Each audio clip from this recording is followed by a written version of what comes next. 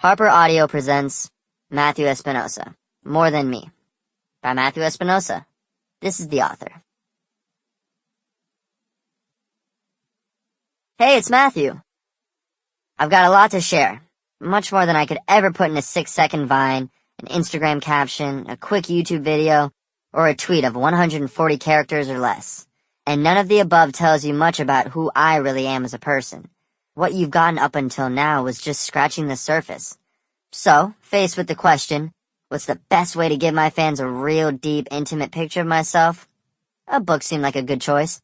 I mean, that's a lot of pages to fill up, and they can always make the type really small if I go on and on. My teachers didn't call me chatty for nothing.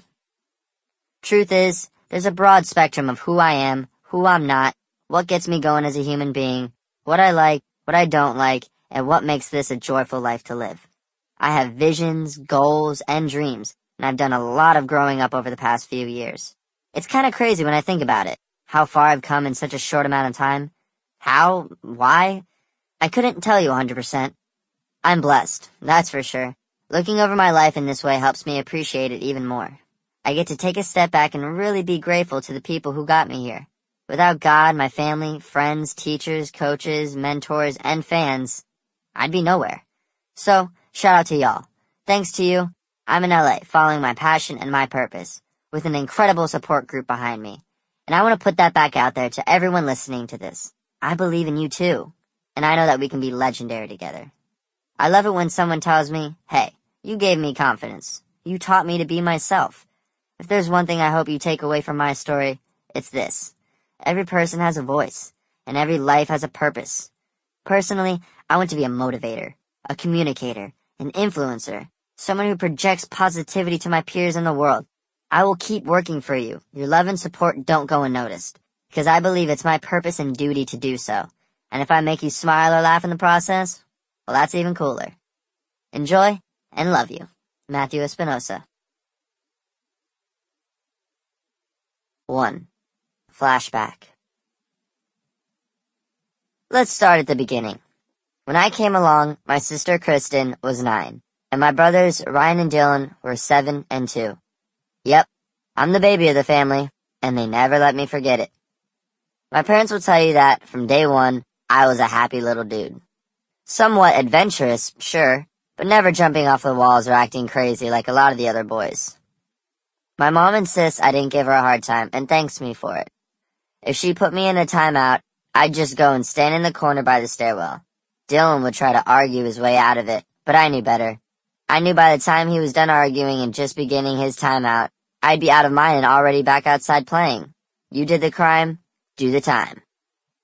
I have a summer birthday, so I started kindergarten at St. Thomas Aquinas Regional School a little late.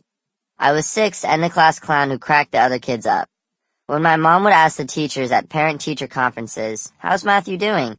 They'd all say, oh, he's doing great, but he's a little chatty. Couldn't help it. I always had something to say. And still do. I was into sports. Big time. From the time I was 4, I did soccer in the spring and fall. When I was in 1st grade, around 7 years old, I started swim team. And that went on until high school. I also did t-ball, basketball, and lacrosse. I wanted to play football, but my mom wouldn't let me start until I was 10. That was her magic number. As much as I begged and tried to wear her down, she said no.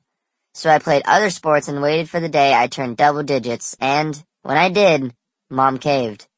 All in all, I'd have to say football and lacrosse were definitely my favorites, although each sport and team really has a special place in my memories.